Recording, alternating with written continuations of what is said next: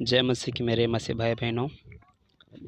मेरा डायरेक्ट उन व्यक्तियों से बात कर रहा हूँ मैं, जो ये बोलते हैं कि आत्मिक पिता ही हमारा सब कुछ है। उनको अपना धन मन सब उन्हीं को दे देते हैं। जैसा वे बोलते हैं वे मानते चले जाते हैं, और जो वो बोलते हैं वे ऐसा करते जाते हैं कि हमारे आत्मिक माता पिता कभी गलत हो ही नहीं सकता, कभी गलत कर ही नहीं सकता। हमें हमेशा अच्छा शिक्षा ही देते हैं। तो मैं कहना चाहता हूँ कि आत्मिक पिता और आत्मिक माता बोलने के चक्कर में कहीं न कहीं शैतान का एक ज़रिया है कि लोगों को इसी में भटका के रखे, और एक सच्चे परमेश्वर को जानने से लोग जो है परमेश्वर को जानने ना पाएँ। सच्चे परमेश्वर को जो है लोग जानने ना पाएँ।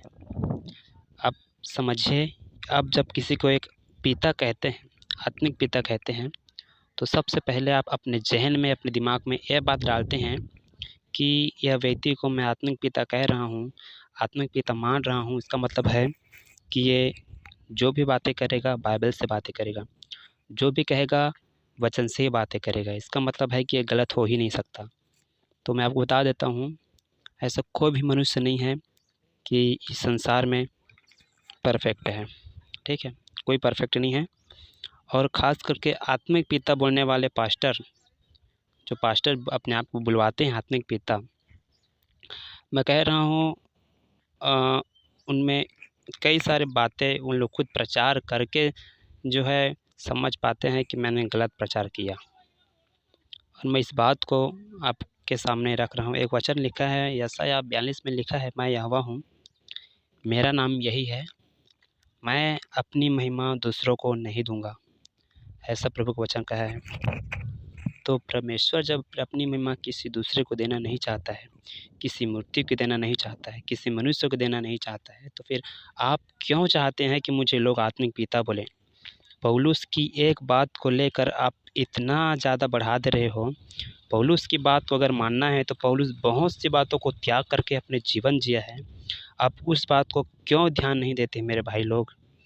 और मैं उन व्यक्तियों से कहना चाहता हूँ जो अपने आप को आत्मिक पिता बुलाते हैं, आत्मिक पिता बुलवाते हैं। ये मेरा बातें उन व्यक्तियों से है, और मैं डायरेक्ट वो विश्वासियों से बात करता हूँ जो व्यक्ति जो लोगों को जो व्यक्ति है उनको जो है अपने आत्मिक पिता बुलाते हैं। तो आपको सावधान रहने की ज़रूरत है, आपको समझने की ज़रूरत है। आप आत्मिक पिता बोलने के चक्कर में आप परमेश्वर से अलग हो सकते हैं, दूर हो सकते हैं परमेश्वर से। बहुत गहरी बात है, आप इस बात को समझिए। मैं सोच रहा हूँ कि इसका पार्ट 2, 3, 4 बनाऊँ करके, पर क्या है और भी बहुत से विषय हैं। सब विषय को मैं छोटा-छोटा कुछ-कुछ जो है विषय बोल-बोल करके, वचन बोल-बोल करके मैं उसको बता-बता करके लोग को बताऊँ, ताकि लोग समझ पाएँ कि सत्य क्या है। आज ऐसे के व्यक्ति हैं कि सत्य से अनजान हैं। तो मेरे भाई इस बात को समझिए, आप किसी को आत्मिक पिता ना कहें। हाँ, अगर कहना है तो अगुआ कहें, क्योंकि वचन में अगुआ बोला गया है। आप उनको अगुआ कहें, लीडर कहें, सेवक कहें, अच्छी बात है, अगुआ कहें। पर आत्मिक पिता बोलना बहुत बड़ी बात है। जो परमेश्वर ने नहीं कहा, अगर उस बात को आप कहते हैं तो पाप ही है ना।